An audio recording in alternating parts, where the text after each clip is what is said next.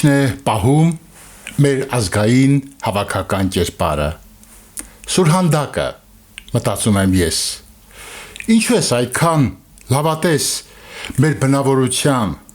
մեր ապագայի նկատմամբ, հարցնում են ինձ։ Սուրհանդակը մեր մեջ է, առեսվածային ու հավերժական։ Այսպես խոսեց Աղասի Այվազյանը, հանգիստ ու համոզված։ Բարև ձեզ բարեկամներ, եթերում նոր դարն է։ Այսօր մենք խոսելու ենք հայ մեծ գրող Աղասի Այվազյանի մասին։ Այս տարի լրացավ իր 100-ամյակը, ինչպես եւ սպասվում էր այն նշվեց, բայց չհամակարգված, ցակ ու ցրիվ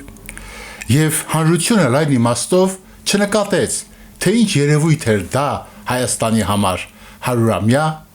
Աղասի Այվազյանը։ Բարեբախտաբար կա ATV հեռուստաընկերությունը, կա մեր նոր դարը եւ այսօր պիտի անդրադառնանք այդ հարցին։ Ով է Աղասի Այվազյանը Հայաստանի հայության համար։ Միանգամից ասեմ, որ շատ գրականագետներ եւ մշակութաբաններ Աղասի Այվազյանին համարում են հայ գեղարվեստական արձակի ապագան, այսինքն վաղվա օրը, այսինքն ինքը կանխանշել է զարգացման ուղիներ, որոնք պիտի դառնան հրատապ, կարևոր, արդյունավոր առաջիկայում, գուցե այսօր, իր մահից հետո։ Բացի այդ, Աղասի Այվազյանը վերածննդի վարպետների նման իր մեջ համատեղեց մի քանի տաղանդներ։ Նա մեծ գրող էր, մեծ վաստակ ունեցող արձակագիր, նա դրամատուրգ էր, ռեժիսոր, գեղանկարիչ։ Ես միայն մի մասը թվարկեցի այն տաղանդների, որ բնակություն էին հաստատել Աղասի Այվազյանի մեջ։ Եվ ահա այսպես մենք գործ ունենք բացառիկ մի երևույթի հետ, որ հայ գեղարվեստական մշակույթի համար ունի անուրանալի կարևորություն, դեր եւ պիտի ունենա նաեւ մշտապես ու հավերժական։ Ես ուզում եմ սկսել սկզբից, որովհետեւ այն տեսակետը ունեմ, որ ամեն ինչ որոշվում է սկզբով։ Սկիզբն է, որ որոշում է, թե մենք ով ենք, որտեղ ենք եւ ինչ առաքելություն ունենք այս կյանքում։ Եվ այսպես իր սկիզբը մեկնաբանելով մի առիթով Աղասի Այվազյանը գրել է անիվների տակ։ Շատ հետաքրքիր է ինքը ընդհանրապես եւ այս փոքրիկ դիտարկումը իր գեղարվեստական իր տաղանդի սկզբնավորման մասին, իր էության, իր բնավորության սկզբնավորման մասին։ 7 տարեկան էի, պատմում է Աղասին, եւ ինչպես յուրաքանչյուր 7 տարեկան քրքրում էի ամեն ինչի տակն ու վրան,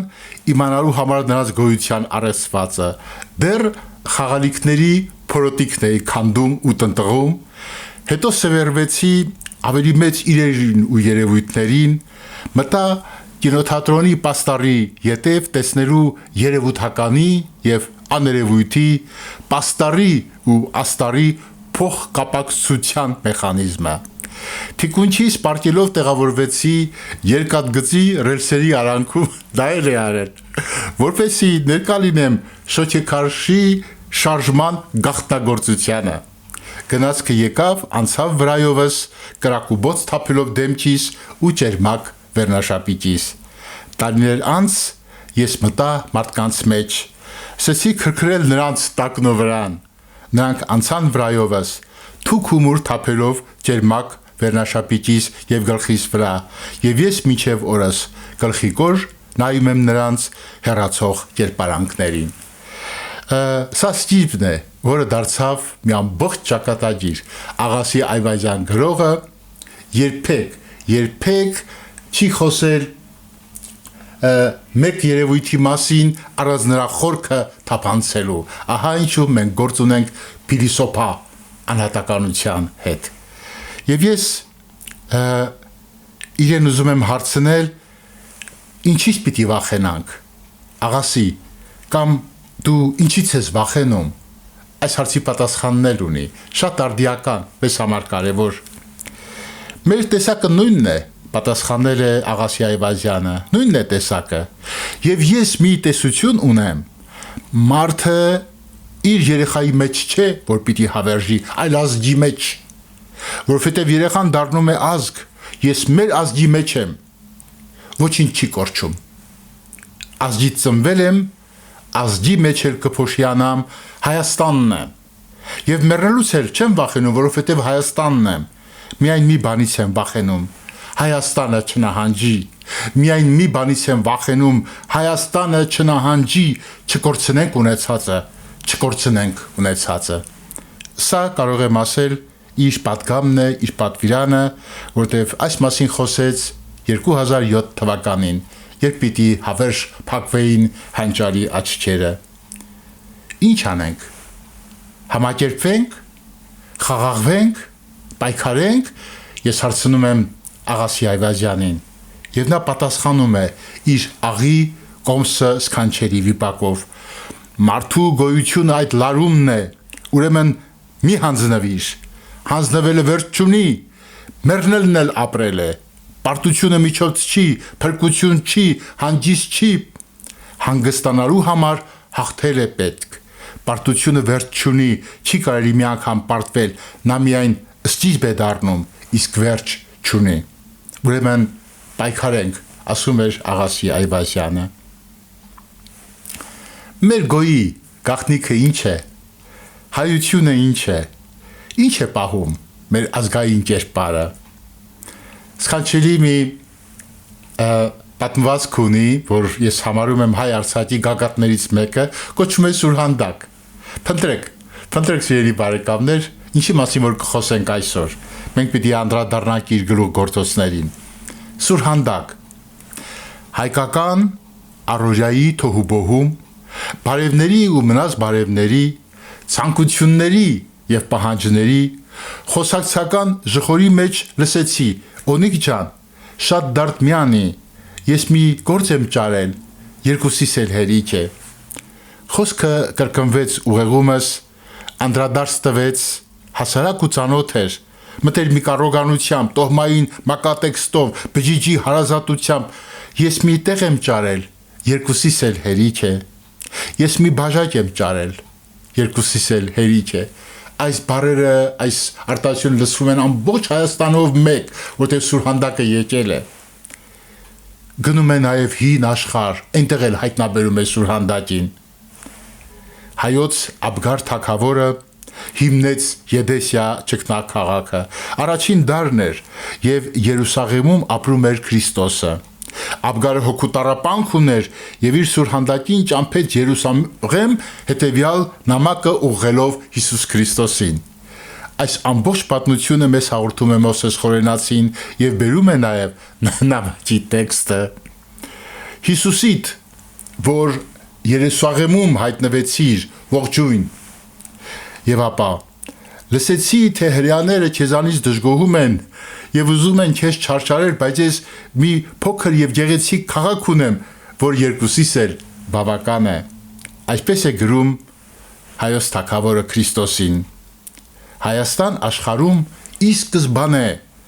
ապրել է Սուրհանդակը, նախախեթեր, նախախալդեր, նայրցիներ, խուրիներ, ուրարտացիներ խառնվել են իրար անընդհատ շրջապտույտի մեջ ու միշտ մնացել է նա հավերժական հայոց Սուրհանդակը։ Մենք մի երկինք ունենք, բոլորիս էլ բավական է։ Մենք մի երկիր ունենք, բոլորիս էլ բավական է։ Թեշեբայինում հայտնաբերված ուրարտական սեպագրության մեջ ասված է. ես մի ճրագ եմ վառել, երկուսիս էլ հերիք է։ 1915 թվականին Արևմտյան Հայաստանի քարանձավներից մեկում թաքնվել էր Էրզրումցի մի գաղթական։ Նա հեռվից ձայն տվեց վիրավոր պապիս. ես մի քարանձավ եմ գտել, երկուսիս էլ հերիք է։ Սասնաշեն գյուղում 1983 թվականին ձայնագրեցի բուն Սասունից զապուրտ եղած 90 տարեկան մանեին։ Նա լացակումած հուշերի մեջ իր գյուղի, իր փրկության մասին ասում է մի նախադասություն. մենք մի դարդ ունենք, բոլորիս էլ հերիք է։ Ինչն է պահում մեր ազգային հավաքական կերպարը, Սուրհանդակը, մտածում եմ ես։ Ինչու ես այդքան լավատես, Աղասի Այվազյան, մեր բնավորության, մեր ապագայի նկատմամբ այսօր այս դառն ու դժնի օրերում ինչու ես լավատես սուրհանդակը մեր մեջ է արեսվածային ու հավերժական ասում է Աղասի Այվազյանը հանգիստ ու համոզված Աղասի Այվազյանի դրամատուրգիան լավագույն արժեքներից մեկն է որ ունենք այսօր կարող ենք ասել Աղասի Այվազյանի պիեսները չեն իջնում բեմից ավելին վերջին տարիներին Գոյ թատրոնի շնորհիվ Աղասի Այվազյանի Արլեզը այնպիսի իսկապես համահայկական նշանակություն ձեռք բերեց եւ այնպիսի հաջողություն ունեցավ որ դժվար էր անգամ երևակայել երբ մենք ամեն օր խոսում ենք թատրոնից գրականությունից մշակույթից հեռանալու մասին եւ այդ է պատճառը որ Աղասի Այվազյանի այդ պիեսը, որ երբեմն ասում են Արալեզ, երբեմն Արլես, ճանաչվեց տարվա լավագույն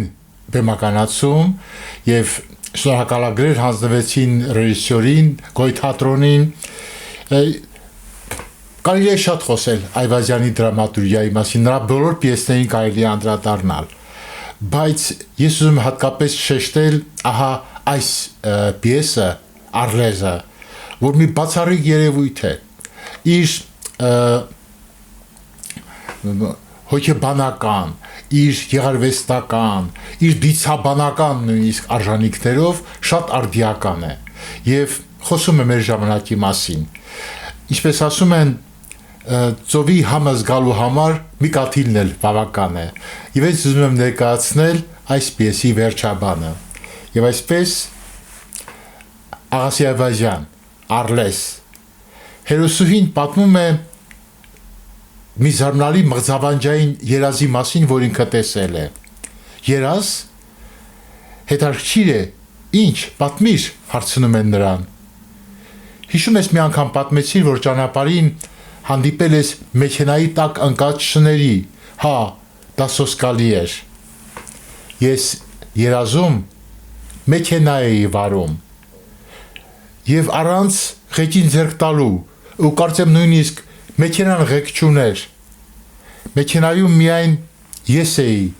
եւ մեքենան շարժվում էր ինքն իրեն ընդարձակ խճուղով հետո ճանապարհի հեռվում երևաց շների մի խումբ եւ ինչքան մոտենում էի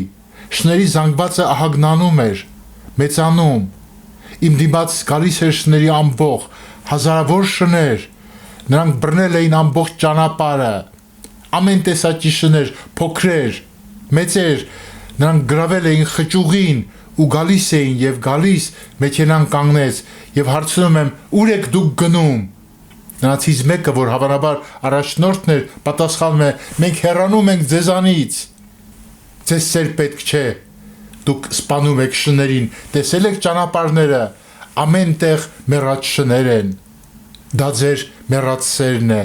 դուք ձեր հոգին չեք ուզում բարձրացնել, դուք ուզում եք գետնին կպած մնալ, մենք չենք կարող, մեր ճանապարհը դեպի մարդն է, մեր ճանապարհը դեպի սերն է, իսկ դուք սիրել չեք կարողանում։ Հետսեթե սա պիեսի վերջաբանն է, Եվ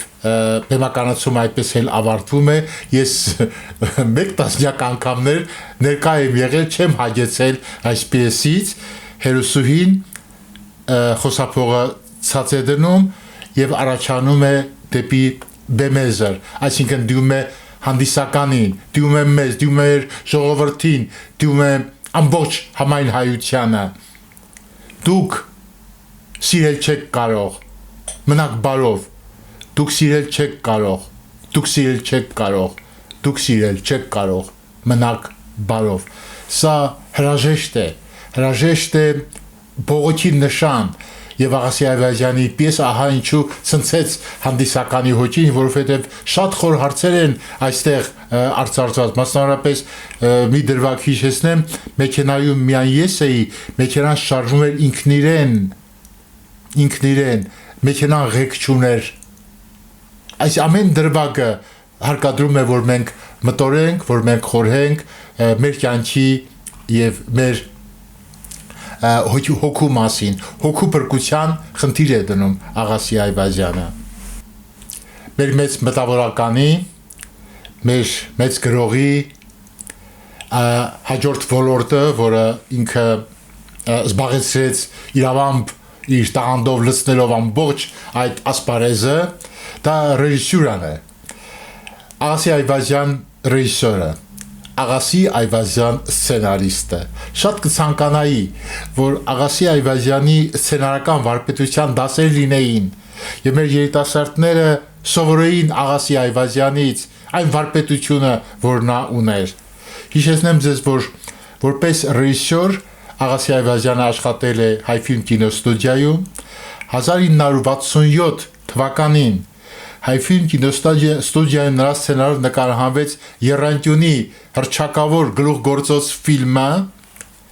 նրա սցենարով Հայֆիլմը նկարել է նաև Հայրիկ գեղարվեստական կինոնկարը։ 1982 թվականին Հայֆիլմ կինոստուդիայում Աղասի Այվազյանն իր Կովկասյան էսպերանտո պատմվածքի հիման վրա գրված սցենարով նկարահանել է լիրիկական երթ գեղարվեստական կինոնկարը։ Նրա ռեժիսորական աշխատանքի հաջորդ փուլը կամ հաջորդ իրողությունը հայ նկարիչ Վանո Խոջաբեկյանի անսովոր ճակատագրի մասին պատմող Վանոն եւ Գարադավոյը պատմվածքի հիման վրա ստեղծված վառած լապտեր կինոնկարն էր։ Եվ այս ամենը այն մեծ բերկրանքը, որ ապրում է մեր հեռուստադիտողը Աղասի Այվազյանի ֆիլմերը դիտելիս, Աղասի Այվազյանի սցենարներին հետևելիս, ցույց է տալիս մի բան. ինչին ձեռք տվեց Աղասի Այվազյանը, դարձավ վարպետ, այդ բոլոր ասպարեզում կերտելով անմահ արժեքներ։ Եվ մի ոլորտ, որը անսովոր կթվա ձեզ, բայց պիտի ասեմ, որ նույնքան կարևոր է Աղասի Այվազյանին գնահատելու համար, Աղասի Այվազյանի քաղաքականությունը։ Դուք կարող եք ասել, ինչ կապ ունի գրողը մտավորականը քաղաքականության հետ, պատասխանեմ միանգամից։ Աղասի Այվազյանը եւ ինչպես բոլոր մտավորականներ, ինչպես բոլոր գրողները քաղաքական խնդիրներով խորապես մտահոգված էր եւ հետաքրքրում էր եւ գիտեր։ Իսկ առհասարակ քաղաքական գործիչներին ես մի խորհուրդ ունեմ տալու. ուշադիր լսեք գրողներին, նրանք շատ ավելի լավ են պատկերացնում մեր հասարակական քաղաքական կյանքի ապագան, քան կարող եք դուք զգալ կուսակցական կռիվների մեջ։ Ուշադիր լսեք գրողներին։ Նախքան այս հարցին անդրադառնալը, պիտի ասեմ հետեւյալը, որ Աղասի Այվազյանի հետ ես կապված եմ եղել ջերմ հարաբերություններով, դա բարեկամների հարաբերություն էր, ինքս երբ ղեկավարում էի Հայաստանի գրողների միությունը, հրատարակեցի Աղասի Այվազյանի գրքերից եւ շատ ուրախ եմ, որ այդ բարեկամական կապը մեր միջև եղավ, ինքն էլ իր գրքերը ընծայագրում էր ինձ, մակագրում էր ինձ եւ այդ մակագրությունները պահում եմ սրբությամբ, որովհետեւ Աղասի Այվազյանը խոսում է իբրև հոգի, նա ավելի երիտասարդ գործչին, իր աշակերտին, որ ես էի խորհուրդ էր տալիս գրականության մեջ բարձր վսեմ գագաթներ նվաճել եւ այդ բոլոր գրքերը իրենց մակագրություններով ինձ համար թանկ են։ Բայց ավելի թանկ է, նորից եմ կրկնում, իմ բարեկամությունը Աղասի Այվազյանի հետ, որ ավելի սերտացավ մի յուրօրինակ դիպվածի առիթով։ 1994 թվականին հայ մտավորականների մի խումբ հրավիրվեց Միացյալ Նահանգներ, Կալիֆոռնիա, Պալո Ալտո, որտեղ պետք է տեղի ունենային հանդիպումներ ադրբեջանցի մտավորականների հետ։ Մեր խմբի ղեկավարը հայտնի հասարակական գործիչ Անահիտ Բայանդուրն էր եւ խումբը շատ պատկառազդու էր, մասնավորապես գլխավոր դեմքը մեր խմբի մտավորականների մեր խմբի Աղասի Այվազյանն էր եւ շատ նշանավոր մարդիկ կային մեր պատվիրակության կազմում, բայց Աղասին իր շուկով, իր հանճարով անզուգական էր եւ ամեն անգամ երբ մենք բանակցությունների սեղանին էինք նստում, բոլորը նայում էին թե ինչ կասի Աղասին, ինչ խոսք կասի մեր մեծ վարպետը։ Ասեմ նաեւ որ Ադրբեջանը եւս ներկայացել էր շատ լուրջ պատվիրակությամբ, ասեմ որ իրենց գլխավոր դեմքն էլ Ակրամ Այլիստին էր։ Այսպիսի ժամանակներ են եղել 1994 թվականին։ Դուք շուտով կտեսնեք հիմա մի քանի լուսանկարներ այդ հանդիպումից, բայց ես ուզում եմ պատմել մի քանի դրվագ։ Աղասի Այվազյան 1994 թվական։ Մենք հաղթել ենք պատերազմում, սակայն Պալո Ալտո, Կալիֆոռնիա մենք գնացել ենք ոչ թե իբրև մի ժողովուրդ, որ ուզում է հալածել, ոչնչացնել, ստորացնել դիմացինին, այլ Աղասի Այվազյանի շնորհիվ մենք հասկացանք մի բան, անգամ հաղթանակից հետո դու պիտի բարձր առաջինի ժողովուրդ լինես։ Ինձ Աղասին ասում էր, մենք այստեղ չենք եկել մեր հաղթանակը ուրիշի աչքը կողելու, մենք եկել ենք ասելու, թե ինչպեսին է վեհ հայը, եւ այդ վեհությունը ամբողջ բանակցությունների ընթացքում մենք պահպանեցինք Աղասի Այվազյանի շնորհիվ։ Ատելության քարոզ բոլորովին չուներ Աղասին, բայց իր մեջ այդ արժանապատիվ կեցվածքը բոլորը գնահատում են, եւ ամերիկացիները, եւ անգամ ադրբեջանցիները։ Պալո Ալտոն բացառիկ մի իրադարձություն էր, եւ ես հետո բազմիցս դիմել եմ հայրենի կառավարությանը, որպեսզի հայ մտավորականների սկսած այդ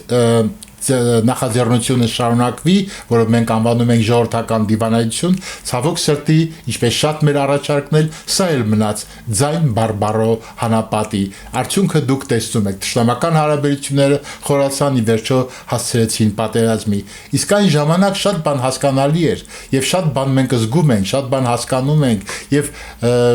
ապագան մենք տեսնում ենք ինչ է լինելու։ Բավական է ասել, որ 10 օր մենք ջերմ հարաբերություններ, խոսքեր խաղաղության հաստատման մասին, ինչը մեր ամերիկացի գործընկերներին շատ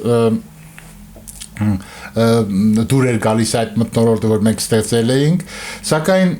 վերջին օրը, երբ մենք արդեն ամփոփում էինք այն լավ աշխատանքը, որ կատարել էինք, ադրբեջանցի հասարակական գործիչ Զարդուշտ Ալիզադեն հայտարարեց, բարձր, որ բոլոր լսեն, ասաց խաղաղությունը լավ բան է, այս խոսքերը բարի դրացիական հարաբերությունների մասին լավ բան են, բայց դա չի լինելու, ասաց Զարդուշտ Ալիզադեն։ Ու երբ ամերիկացիներ հարցրին ինչ է լինելու, ասաց մենք մեր նավթը կծախենք, կհզորանանք, ուժեղ բանակ կստեղծենք եւ բոլոր հայերին կմորթենք։ Ահա սա ենք մենք լսել 1994 թվականին, ես բազմիցս պատմել եմ այս պատմությունները, արձագանք առանձնապես չեմ էլ տեսել, որովհետև բոլորը քաղաքական խնդիրների մեկնաբանությունները սպասում են կուսակցական գործիչներից, բայց կարծում եմ, որ այս դեպքում սխալվեցին նրանք, քանի որ այն ինչ որ պիտի լիներ, գիտեինք մենք, մտավորականներս, եւ Աղասին այնքան վրդովված էր, որ մենք եղբայրության ծառ էինք տնկել, գիշերը մենք նույն կոթեջում էինք գնում, ես ու Աղասին, գիշերը ինձ արթնացրեց, ասաց վեր կաց, ասացի ինչու,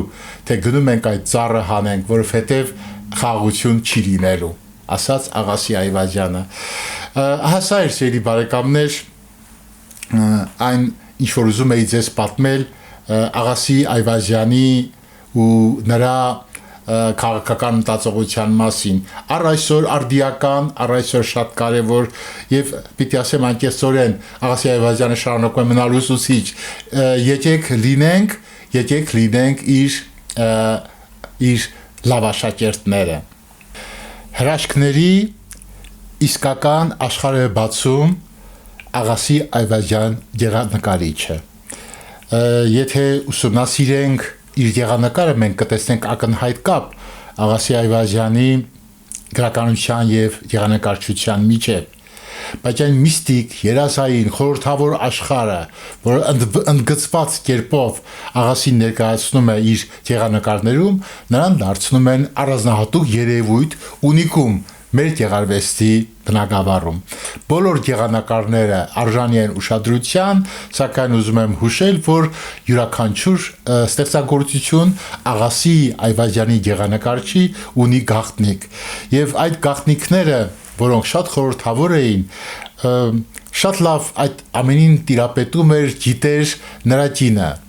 Գրետա Վերդյան Այվազյանը, մի սքանչելի անձնավորություն, ով իր կյանքով նվիրվեց Աղասի Այվազյանին եւ եղավ նրա ուղեկիցը։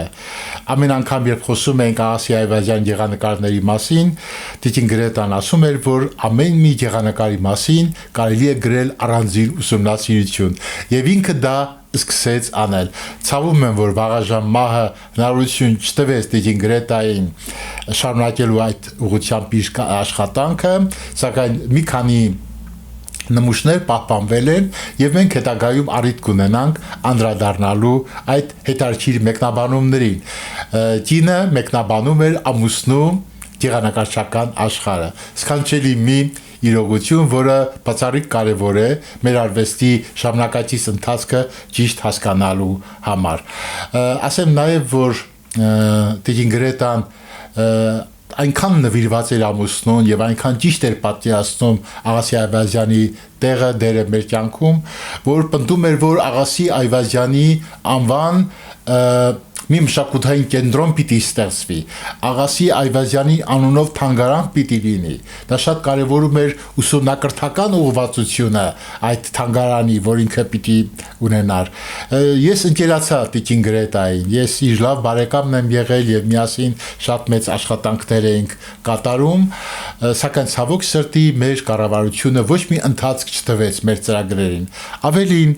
Աղասի Այվազյանի անունով դպրոց էր գործում։ Դուք երևի գիտեք, բայց եթե դուք փնտրեք այսօր համացանցում թե ինչ եղավ այդ դպրոցի հետ, դուք կտեսնեք, որ դպրոցը փակվել է։ Եվ շատ ցավում եմ, որ այն նորարարական ոչին, որ Աղասի Այվազյանի անունով պիտի մտներ մեր հանրակրթություն, այդ ճանապարհը փակվեց։ Տիկին Գրետան շատ մեծ վիշտ ապրեց այդ ամենը տեսնելով, երբ փակվեց Աղասի Այվազյանի անունը կրող դպրոցը,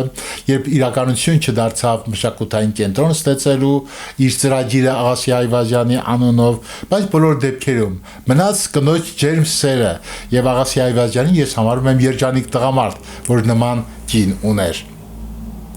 Շարունակելով մեր զրույցը, պիտի արդեն անդրադառնանք Աղասի Այվազյանի ընտանիքին։ Ասացի, որ նրա կինը Գրետա Վերդյան Այվազյան սքանչելի անձնավորություն, որ իր կյանքի ամբողջ նպատակն էր համարում ամուսնու ստեղծագործությունը տարածել, հանրությանը մատչելի դարձնել։ Աղասի Այվազյանի դուստրը Կարինե Վերդյան Կոսմոլ, ամուսինը գերմանացի էր, ապրում էր Գերմանիայում Կարինեն, հիմա էլ ապրում է Գերմանիայում եւ այդ պատճառով լահա այդ անունը Կարինե Վերդյան Կոսմոլ։ Աղասի Այվազյանի դուստրը Կարինեն բացառիկ կարևոր մի հոգեկան աշխարհ ունի։ Նա այսօր նվիրված է իր ամբողջ ջանքերը գործադրում է, որպեսզի Աղասի Այվազյանի Տիկին Գրետա Վերդյան Այվազյանի ժառանգությունը շարունակի ապրել։ Եվ իմ խնդրանքով նա անդրադարձել է իր ընտանիքին եւ գրում է հետեւյալը, ասում է պատմում է մոր մասին, Տիկին Գրետայի մասին, որ ծնվել է Կիրովաբադում, այնուհետև ապրել է Բաքվում, մինչև 19 տարեկան, այնքան մեծ էր ցանկությունը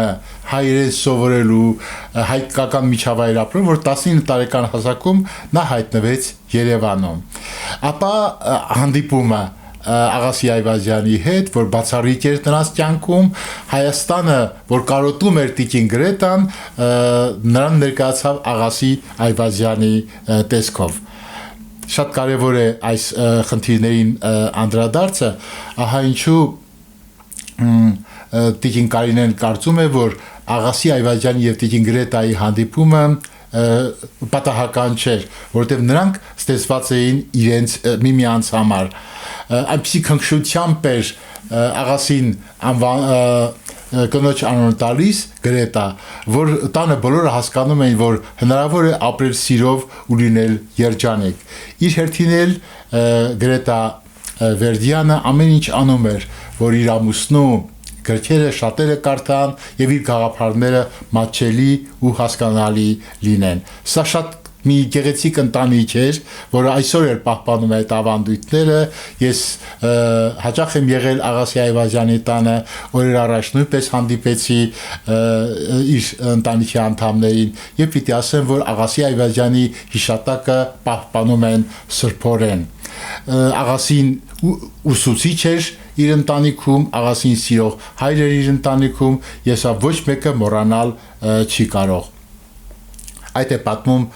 Կարինե Վերդյան Կոսմոլը իր հուշերում Աղասի Այվազյանի մասին, որը շատ կարևոր է եւ հետաքրքիր է։ Նաեւ ավելացնեմ, որ հանդիպեցի Աղասի Այվազյանի թորնիկի հետ Մարգարետա Կոսմոլ, որ լրագրող է, քաղաքական վերլուծաբան, շատ հետաքրքիր աշխատանք կատարում եւ Հայաստանում եւ Գերմանիայում եւ ջերմորեն հիշում է իր պապիկին։ Ինքն է հուշեր գրել Աղասի Այվազյանի մասին, որը մենք շուտով կհրապարակենք։ Մարգարետան այն կարծիքին է, որ յուրաքանչյուր գրող գաղտնիք է եւ Աղասի Այվազյանի մասին պատմելով ասում է արտակարգ իմաստուն մարդ է, նրանից կարելի է անverջ սովորել եւ հիշում է այն ջերմ ժպիտը, որով պապիկը միշտ դիմավորում էր իրեն, այնքան սեր կար Աղասի Այվազյանի սրտում։ Ահա սիրելի բարեկամներ, այս է ուզում պատմել ձեզ Աղասի Այվազյանի մասին, մեծ անհատակ օվկիանոս է Աղասի Այվազյանի աշխարհը։ Այսօր մի քանի դրվագներ փորձեցի ձեզ ներկայացնել, ինչ որ կարևոր եմ համարում Աղասի Այվազյանի համար։ Վերջում ավելացնեմ հետեւյալը, որ 1990-ական թվականներին Աղասի Այվազյանը ստանձնեց Հայրենիքի ձայն թերթի խմբագրությունը եւ թերթը լույս տեսավ Հայություն անունով, ինչու այդ անունը ընտրեց Աղասին, որովհետեւ ինքը ուզում էր այդ թերթի միջոցով խորանալ հայի հոգեբանության մեջ, հասկանալ ինչ է հայը, ինչ գաղտնիք ունի հայը, եւ թերթը այս աշխատանքը շատ լրջորեն առաջ էր տանում եւ շատ մեծ հաջողություն եղավ մեզ համար։ Իսկ մենք, որ սիրում ենք Աղասի Այվազյանին ու գնահատում ենք նրա վաստակը եւ ուզում ենք շարունակել նրա գործը, մենք բնականաբար վերականգնեցինք Հայրենիքի ձայն թերթի հրատարակությունը եւ մեր թերթի առաջիկա համարը ամբողջովին նվիրված է լինելու Աղասի Այվազյանի կյանքին ու ստեղծագործությանը։ Նրա 100-ամյակը պիտի շարունակվի եւ ես ձեզ հորդորում եմ սիրելի բարեկամներ, փնտրեք Աղասի Այվազյանի գրքերը եւ միասին սկսենք ճամփորդություն իմաստության, հայրենասիրության այդ սքանչելի աշխարհում։ Իսկ այսքանով մեր հաղորդումը ավարտում ենք։ Ես ձեզ շնորհակալություն, մինչ նոր հանդիպում։